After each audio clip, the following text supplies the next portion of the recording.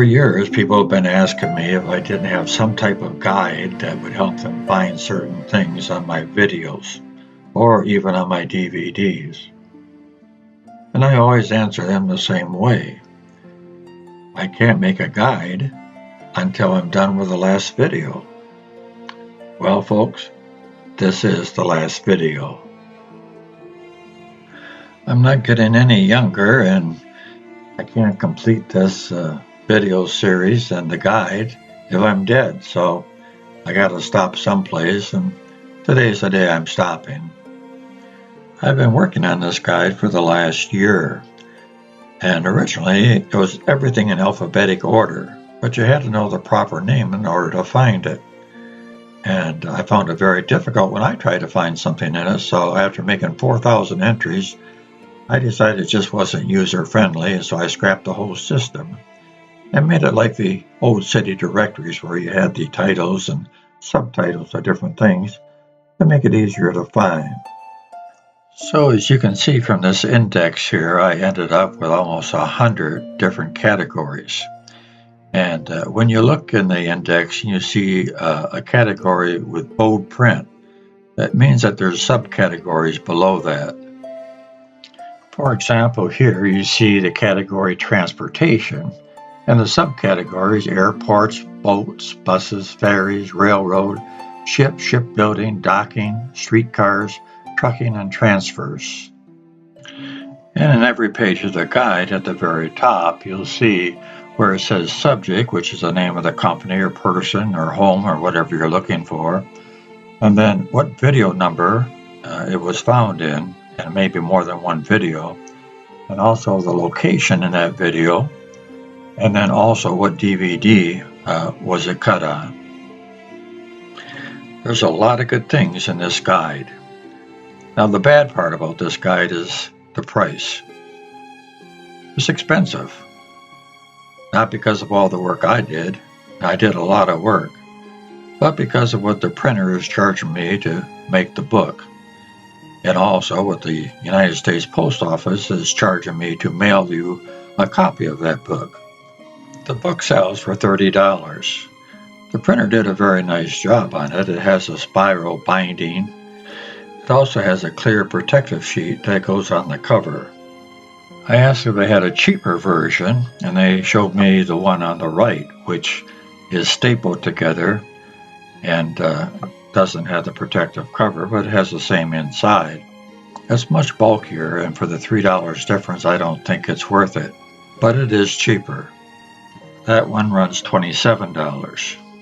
The thing I like about the spiral binding is that you can fold it back upon itself, or you can turn it to any page and it'll lay perfectly flat. And that's something that you can't do with the stapled version.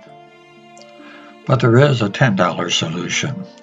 I can send you a Acrobat PDF file by email to your address, and you can download it to your computer and you can scroll through it whenever you want to find something. Or if you want to print it out, make your own book, you can do that too. Everything's the same. All 59 pages, including the cover, is right in that file. So I can send that for $10. So you got 30, 27, and 10. You have a couple choices anyway. So if you want any one of these three, you can message me on my Facebook Port Huron History page. Or if you're not on Facebook, you can email me at this address, bobnanmao@yahoo.com.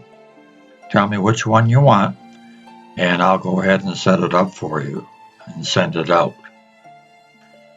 I really hadn't planned on putting much into this last video, at least historically, but I came across some photographs that I found quite unique. It's unusual to find aerial views of our city before the 1950s. But I found some photographs that were high resolution in the Wayne State University Library. And unfortunately, I couldn't download them at the high resolution, but I was able to take some screenshots. So I thought I would share those with you. Most of us have seen this aerial view that was taken in the 1930s, which Still shows the gas tank that was in the middle of the city. So with this high resolution screenshot, you get a much better look at the not only the gas tank, but the coal company. That's Spencer Coal Company on the south side of Quay. And then, of course, you get a pretty good look at the layout of Erie Square. And you can see the First Baptist Church there, just above the gas tank. Today, that area looks like this. Like I said, we've seen this photograph before, but the following photographs I've never seen. They're taken in different sections of the city and in different angles. In this photograph, it gives us a great look at the different buildings that were on the north side of Water Street, all the way from the People's Bank building on the right to the little gas station next to the bridge on the left. It also gives us another different look on the other side of the river at the coal yard and the gas tank. And this is what that area looks like today on the south side of Black River, where all those buildings were. Just one business left, and that's the bank. And on the other side of Water Street, the south side of Water Street, you can see there's no businesses facing Water Street, and all there's left there is the Federal Building. So a lot of buildings gone. Almost all these photographs that I'm showing you now were taken in 1938, the year that the Blue Water Bridge was built, or at least it was open. And you can see that bridge in the background in this photograph. But I especially want to look at the first block, the 100 block on the west side of the street, as a couple of the businesses that were there. I've seen photographs of these businesses, especially the United Cigar Store, but nothing ever this close. The screenshot gives us a better look. You can almost see the cigars in the window. And as we scroll up here a little bit, you can see the Wonder Bar sign.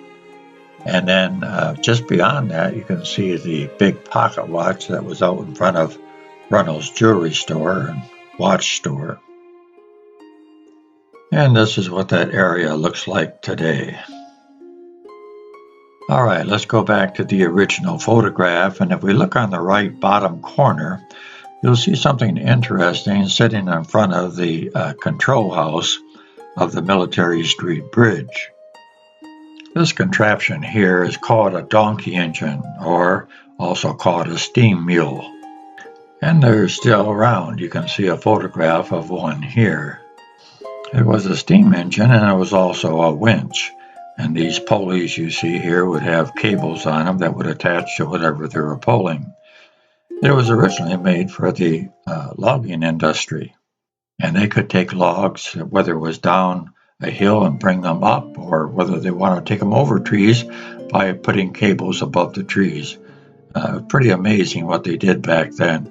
And if you'd like to see what it used to be like, look on YouTube under the title Steam Engine Logging, and it shows old, early movies of logging with the donkey engines. That's pretty amazing. I don't want to take the time to show it here, though. The reason that donkey engine is sitting on a bridge is because there was a hole in the water main that ran under the Black River, and it had to be replaced. It was very old. It was losing about 500,000 gallons of water every day.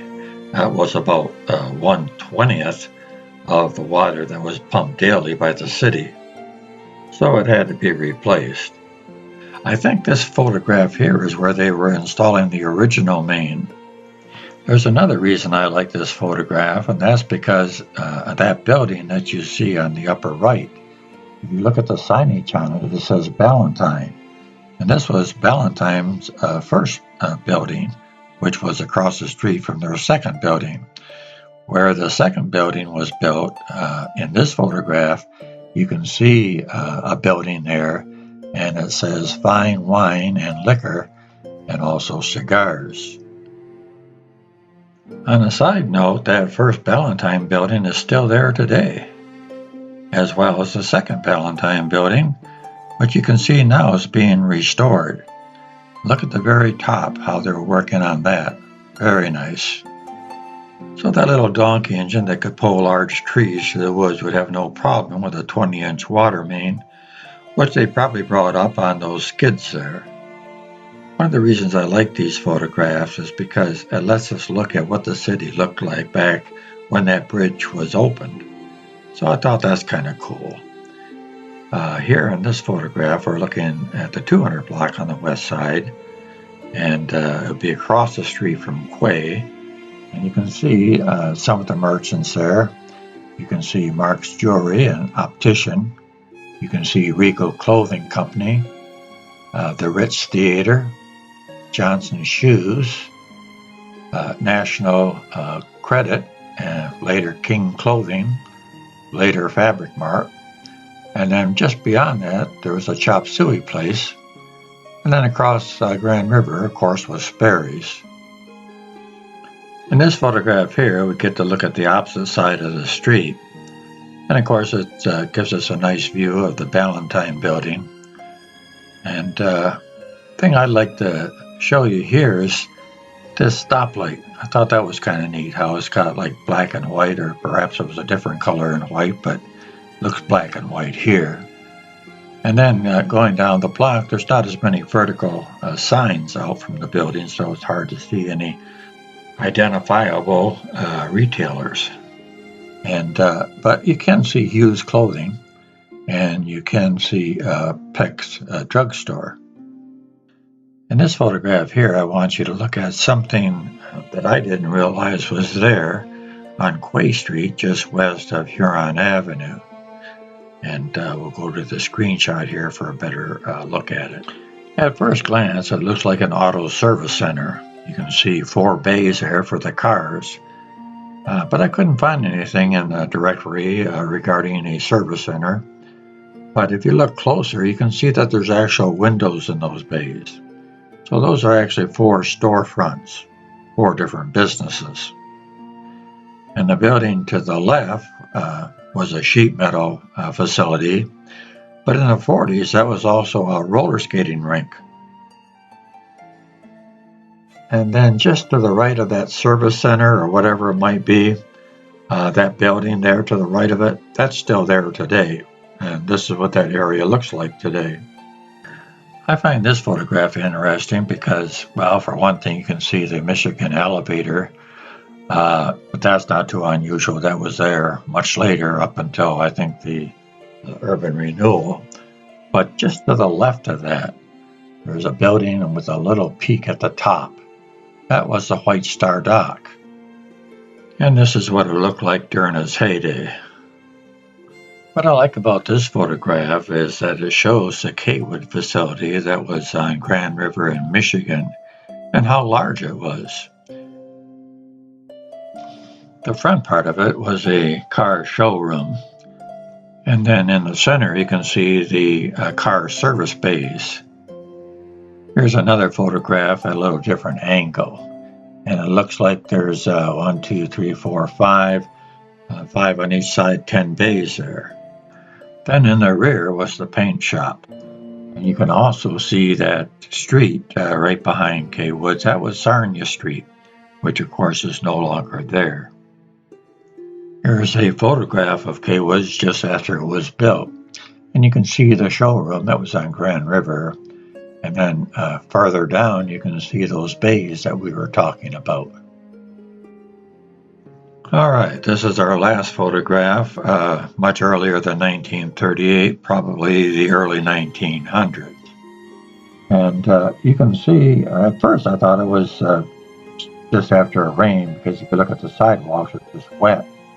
But then when you look at Military Street, you can see there's a light layer of snow on it, where you can see the tire tracks. This would have had to been after 1913, because on a second look here, I can see that the Opera House is gone, destroyed by fire, so that was in 1913. Much of our history has been destroyed by fire or urban renewal, but we're so fortunate to really have so much of our history here left. This building was opened to the public for the first time in 1877. And then there's the Ladies of the Maccabees Temple that was built back in 1906, well over a century ago. The old Harrington Hotel, built in 1896. The whole 900 block of Military Street on the east side looks much like it did back in the 1800s. The 200 block of Huron Avenue looks much the same as it did back in the 1800s. You may not have all the fancy crown work at the top of the buildings, but the buildings themselves are still there, except for a couple that were destroyed by fire. And on the south end of that block, we have this historical building here, which many of us remember as the Ballantyne Building. But it goes way back before that, as you can see from this early drawing on an advertisement. We looked previously in this video at the restoration taking place. I think it'll look very nice when it's done. And on the opposite side of the street, you have many of the buildings that have been there over a century. And in the 200 block of Huron Avenue, the building that we knew for years as the Woolworths 5 and 10 cent store goes way back before that into the 1800s when it was Bricker's Drug Store.